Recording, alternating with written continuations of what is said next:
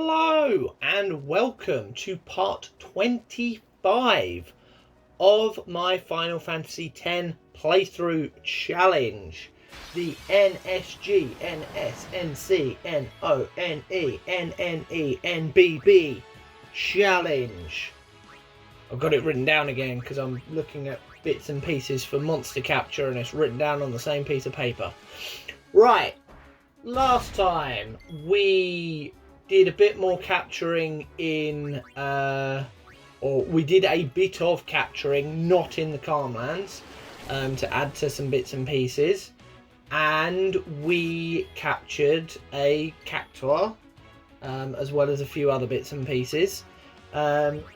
Mainly because it's going to be very, very useful for the time being to be able to be giving myself haste against next sort of few bosses and tough monsters and stuff. It will make things a lot easier for any capturing done in Gagazet. Obviously the next few bosses that are coming up as well. And we also got the Cloudy Mirror from Remian Temple. So we will be farming a few of those Chocobo feathers. Because otherwise it's kind of pointless us having captured them to then not farm them. It'll be very useful to farm them. I'm not really sure why I bothered wasting a potion there, but you know, okay.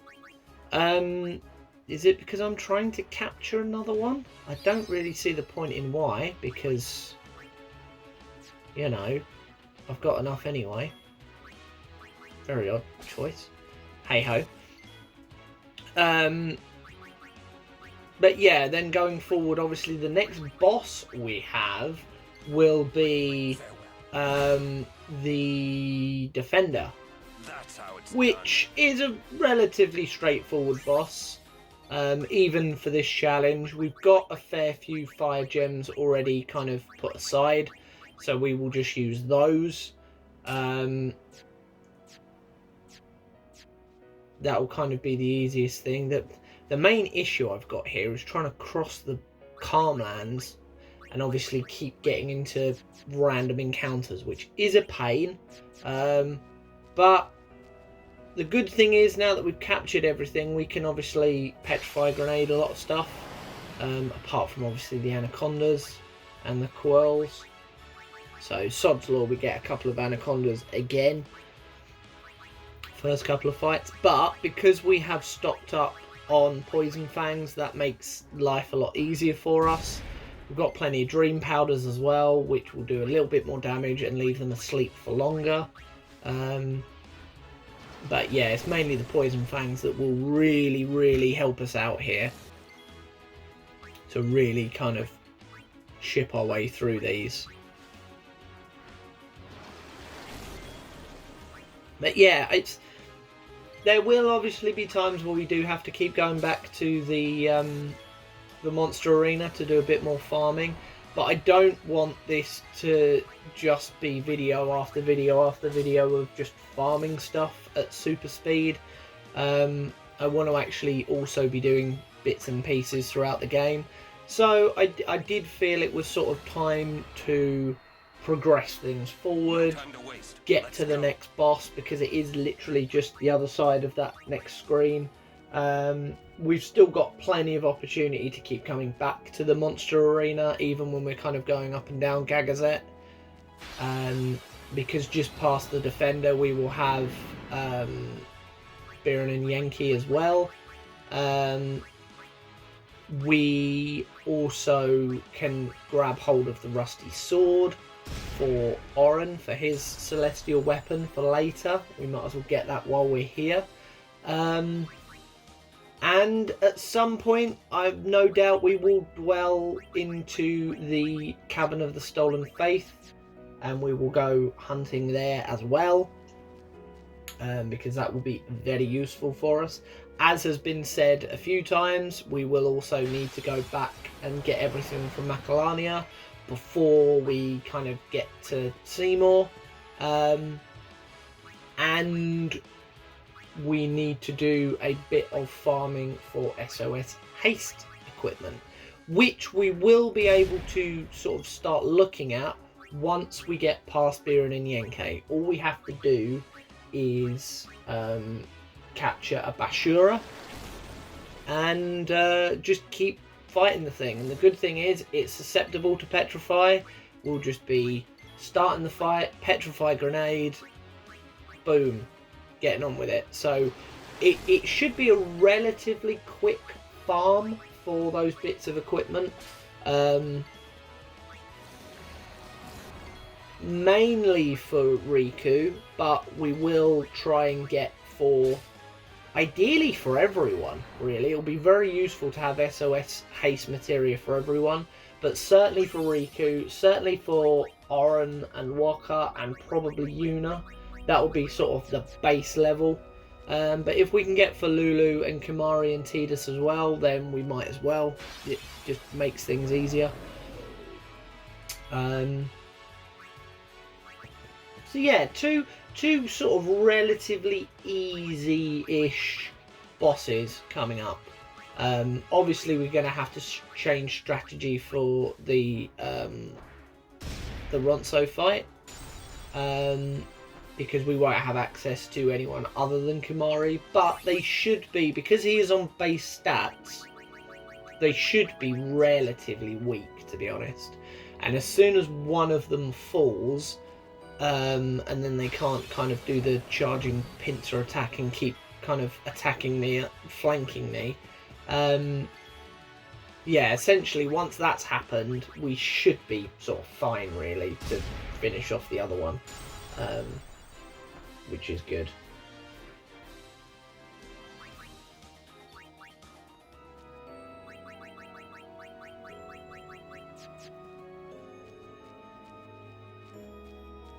As I'm sure you've seen as well, we're kind of going down the 2 uploads a week route. We're definitely trying to kind of maintain that. We want to keep that level up. We want to keep the kind of output up with that as much as we can.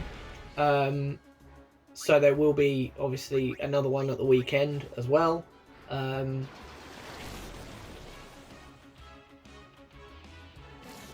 And I think hopefully with that, rather than go back again and go back kind of hunting stuff, we will sort of progress a bit further up and beyond. We will kind of push the story forward a bit more. I kind of want to, as I say, balance the two, get as much sort of forward progression with the story, as well as just kind of doing the essentials, just to keep things as kind of moving as much as possible. That's sort of my my aim with things. It's been great as well, because it's meant that I've been able to really clear out my PlayStation, because it's obviously got all of the gameplay recorded on it already, and it's just been a case of trying to kind of find time to get really stuck in on the editing side to be able to then go, right, I've done that, I've put all those bits and pieces in videos, especially like obviously the replay of the Seymour fight, and the last video with a lot of farming items, where that was done at such kind of high speed as well. I was able to kind of get rid of a few of my backlogged video files, so that's kind of cleared up the hard drive quite a bit, which is good. Lord knows it needed it.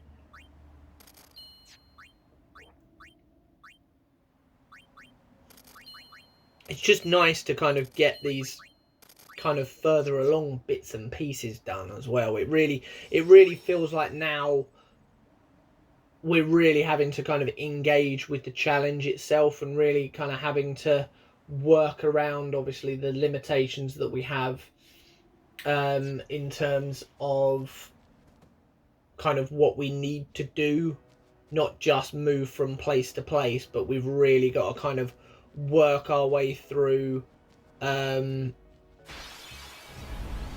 making sure that we've got all the items that we need, making sure that we've got the kind of strategies and plans in place for the bosses, making sure that we're kind of looking ahead to Unalesca, obviously, because until we have the airship from after that, we're kind of in now our next kind of linear run between now and completing the Zanarkand ruins. All we've got is this much of the game, so all we've got in terms of our kind of ability to move forward are the spaces that we have. So obviously we've got to kind of make sure that we have all the bits and pieces that we need, kind of like before when obviously we first got Riku and we needed to go all the way back and do a big item collection because there were certain things that we wouldn't be able to get until we got here, and we still needed to play through Guadasalam and get through the lightning plains for the first time and beat Seymour for the first time and get kind of knocked all the way back to Beaconau and then come back and save Yuna. All that kind of, that chunk of gameplay we kind of had to think all the way up until beating Seymour for the second time. So we had to make sure that we had all our bases covered for that whole chunk of the game. We're kind of having to do the same thing now. We're having to make sure that we've got all the next chunk of the game kind of sorted out. We've got all of the up until Unalesca stuff with us, and we're ready to kind of go forward with it.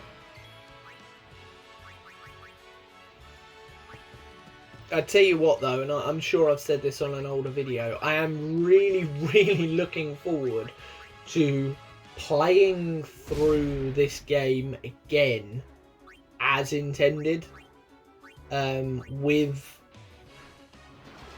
kind of normal rules, with being able to increase people's stats, running from fights where needed, properly engaging with the kind of Belgemine Aeon fight thing, doing a bit of cool customization and making kind of new weaponry and stuff. I think mainly that as well, because it will really kind of make me properly engage with the monster arena and the kind of super monsters that you create there, which I've sort of done a bit of in the past, but I haven't done anything particularly serious, just purely because, like, I've never done kind of the post-game stuff before. That's sort of my next thing. I want to really engage with the post-game stuff. I've never beaten most of the like the origin species. I've never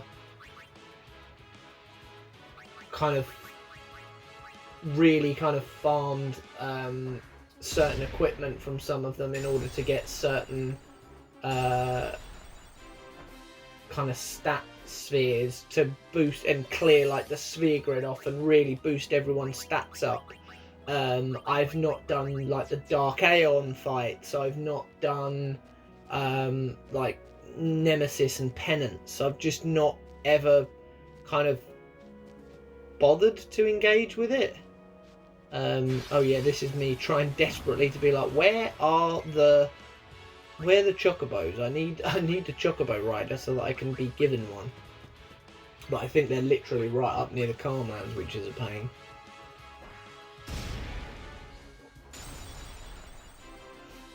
So yeah, I kind of want to properly invest in that. I want to properly go, although I have gone into the Omega Ruins and kind of done a few bits and pieces there, I haven't tried to, well, I kind of have a couple of times and then just been annihilated. I haven't properly tried to kind of beat Omega in the ruins. Like, about the only kind of extra bit of thing I've done is some of the celestial weapons, and getting all the Aeons, and that's about it, to be honest. So I am really quite looking forward to really properly engaging with all those extra bits and pieces, and just to kind of see how much you kind of need to invest into that, how deep you have to dive into it. Obviously, I've seen people's kind of setups in terms of their characters, and they've kind of explained what they've had to do to get to that point. But yeah, it's time for some chocobo feathers. But but outside of that,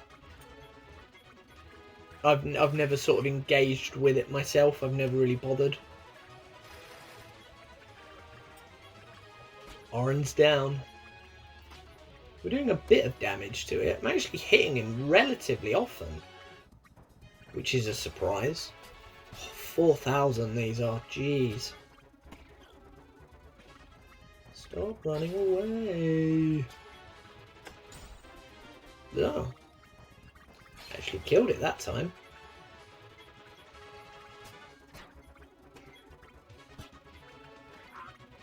They are susceptible to stone then. Interesting to know.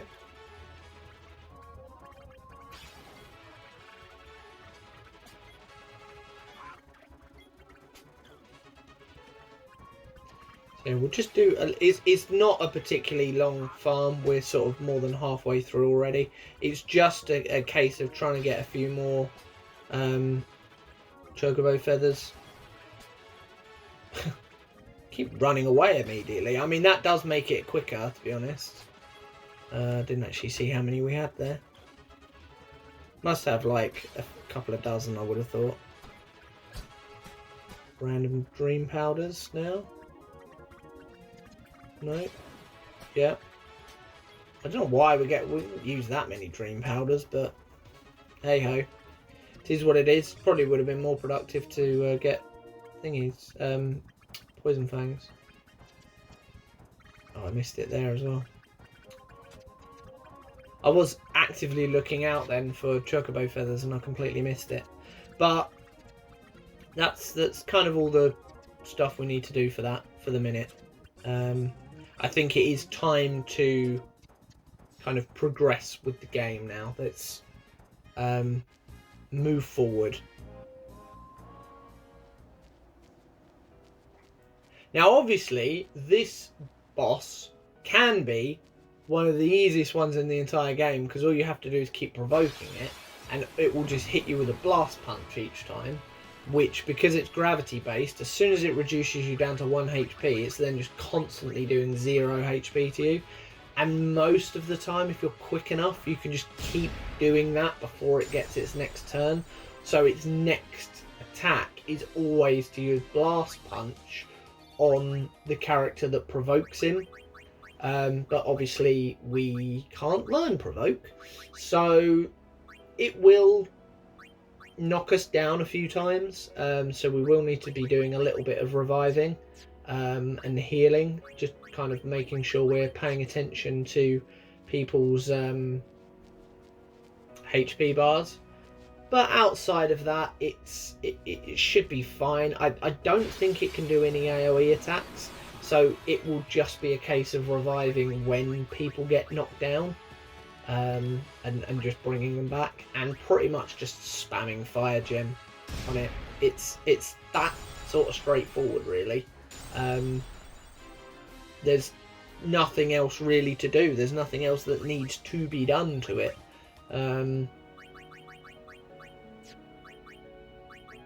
We don't need to farm anything from it either.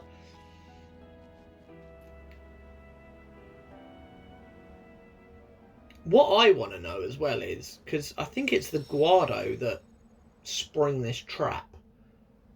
How did they get ahead of me?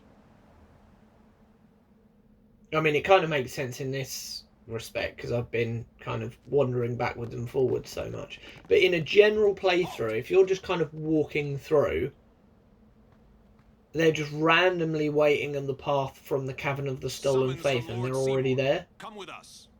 Which is very bizarre. I know obviously afterwards they follow you up Mount Gagazet and kind of wipe out the Ronso. So out of our way. So that sort of makes sense because they're then tailing you. But up until this point, were they just kind of hanging around the Cavern of the Stolen Faith? Maybe?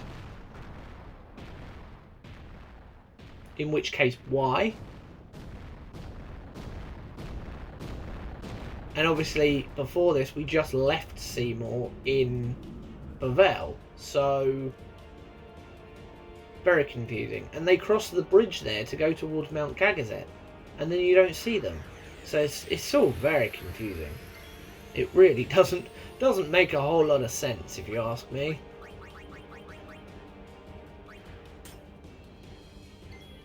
Is it susceptible to slow? Are we going to try a slow on it? We can always... Pretty sure it's got like hourglasses we can use. Will a smoke bomb work? Or is that too easy? Oh no, smoke bombs worked. Okay. Should make things slightly easier. Yeah, fire gems. What was that, 30 odd I think? Which is plenty. I think you only need about 20, 25, something like that. So that shouldn't be a problem. Are we going to try and slow it? Okay, it's immune to slow, everyone. It's immune to slow, but it's not immune to power break. Yes, it is. Okay, it's immune to power break, everyone. That's okay.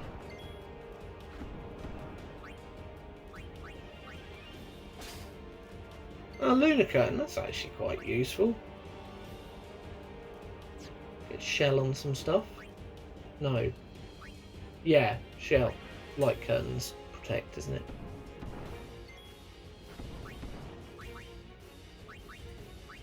I mean, as we can't really do anything, I'm wondering, because I can't remember for the life of me, but I'm wondering if we can't really do much to it, is it worth getting Lulu out? Because, yeah, these physical attacks can do absolutely nothing to it. Jesus, 4,000. Yeah, they're not going to do anything to it. Is it worth getting Lulu out? She's got very, very high evasion, so if he's already blinded, that will help with that situation. And obviously she can just cast some magic on him as well, which, yes, it won't be a huge amount, but it will be more than any of the other people's physical attacks will do, because I can't do armor break on it, obviously. And chances are she won't die.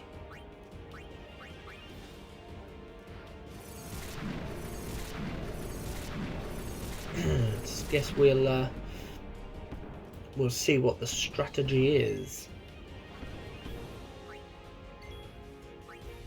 Because all this defending is like, well, yeah, okay, defend, but like, a defend is not going to save me from dying or not dying. If it hits me, I'm dead. But most of the time it's not going to because it's blinded. But at least with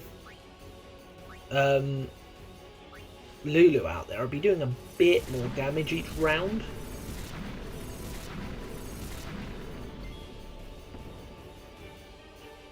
Trying to remember what I thought was a good idea before. Jeez, 1,800 on Oren. The one who's meant to actually have some defense. I think that'd be my best idea, you know? It'd be the best plan.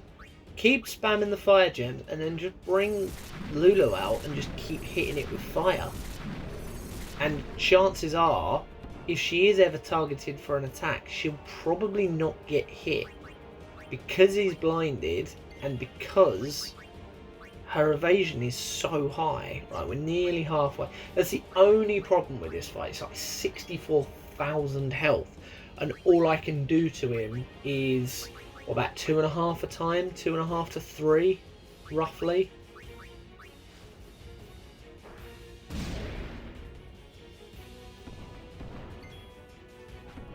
Come on, swap that. Such a waste of a turn.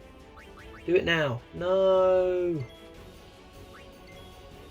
I mean, it doesn't matter, I suppose. If even with Oren defending, he's still getting haymakered in the face for like 1800 health, so like no one's surviving that. And it's really not worth doubling his HP.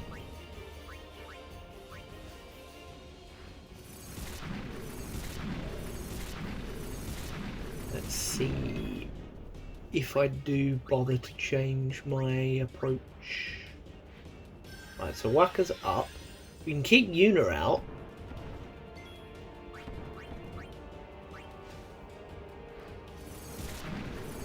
Even just for sensor, really. Probably going to be the most used weapon in the entire game is that Rod of Wisdom. You get it right at the start, and she doesn't really get anything better. Gives you a bit of a magic boost. It gives you sensor as well. Obviously, she's never going to do any physical attacks, so any bonuses on that side of things is pointless anyway. So yeah.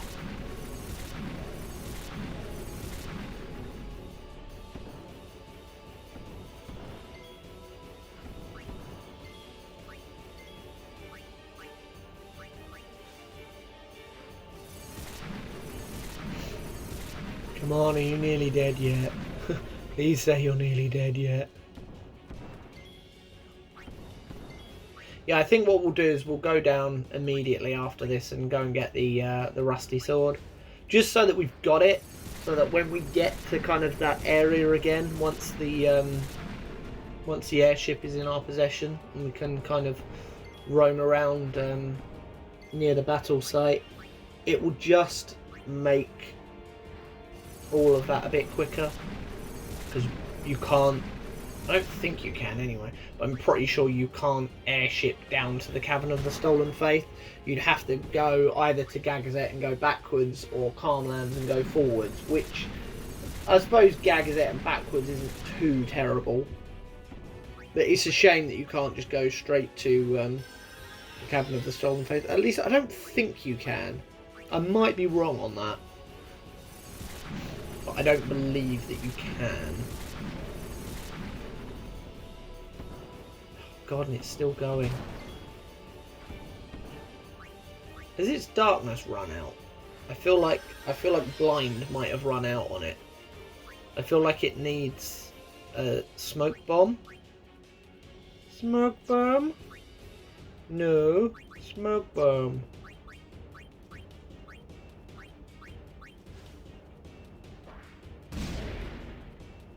Whoa. Oh no. I don't know why I was thinking that was the beginning of a fire gem there. I was like, ooh, 700. And then it just obviously stopped because it was a smoke bomb. I was like, oh yeah, never mind. God, 7,000. Oh, so close. I do feel like I should have got Lulu in this fight though. Like, if you're trying this, her evasion is very good. I mean, you've seen how hard it's been for him to hit Riku. He's got a few in, yes, against Yuna, and obviously Oren as well. I think Waka. Yeah, there's another one to him. But I don't, has he downed Riku yet? I don't think he's actually hit Riku, or if he has, he's only done it once. He's done Waka a couple of times, but yeah, we could have got through that a little bit quicker, I think, if we'd have bothered to employ the Lulu tactic, because her evasion is so high, and we would have got another, what, 250, 300 fire each round, which, why not? Why not? Any extra damage is good as far as I can tell, but no, I don't know. Obviously, I decided not to have my brain switched on that day when I decided to give that boss a go. But it's done. As I say, not really any... That's kind of the thing with this challenge. If they don't have an AoE attack, you're kind of fine. Because, yeah, okay, you're going to have to keep reviving. But... Oh, that was lucky. But generally speaking, I think I forgot that there were fights outside here. Generally speaking, you're absolutely fine if they haven't got AoE, because as long as you've got enough characters to keep reviving the ones that go down, and as long as you then don't get stuck in that cycle, if there's kind of a bit of a respite, and if you are able to inflict with a darkness or a sleep or a silence or something, so that their attacks kind of let off for a little bit, if you're able to do that, you can't really lose against a target, or certainly a single target that only attacks single targets. Obviously, if there are multiple and they attack single targets, then they still can kind of overwhelm you, because the kind of turn order will fall in their favour and they'll get more turns more quickly against you. But if it's only one thing against 3 of you, chances are you're probably going to have enough turns to keep reviving the one that gets knocked down.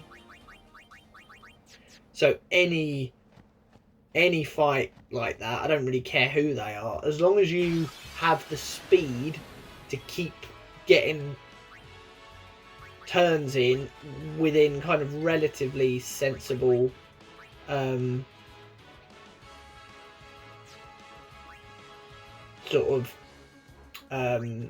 relatively sort of sensible gaps between the two, then yeah, you're kind of fine, really.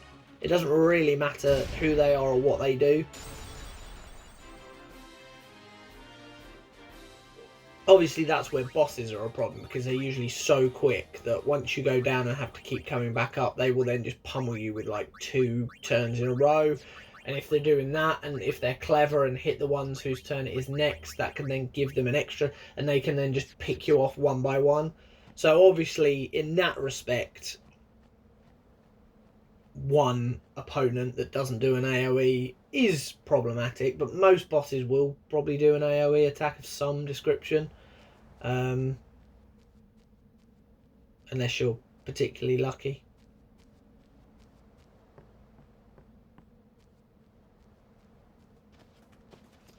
Right. Gagazette, here we come.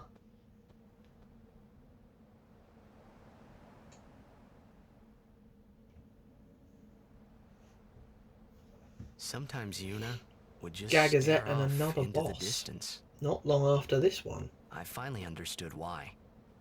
And then if we're playing through normally, you've got that, then you've got the Biren and Yenke fight at the foot of the mountains, and then once you get up to the top of the mountains, you're straight into Seymour Flux, and then once you've done the underwater puzzles to get you through the caves, there's another boss right at the end of that. It's like boss, boss, boss, boss, one after t'other. Thankfully, then you get a bit of a gap, but yeah, it's very boss heavy section, this, if you're playing through normally. Don't worry, there will be quite a bit of time and prep between sort of the fight against these guys and Seymour. We won't be jumping from one straight into the other by any means.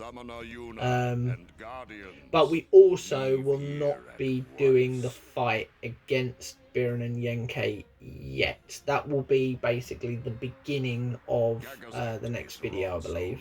That's the idea. That's the intention. Is that Garrick? Is that the back of Garrick, who we see in 10-2, who is kind of the main sort of rival antagonist to Elder Kimahri? Leave, traitors! I have cast aside Yevon. Yeah, we'll play all this through. We'll get a save in, and then we will kind of go straight up with Kimahri and challenge these guys as quick as we can.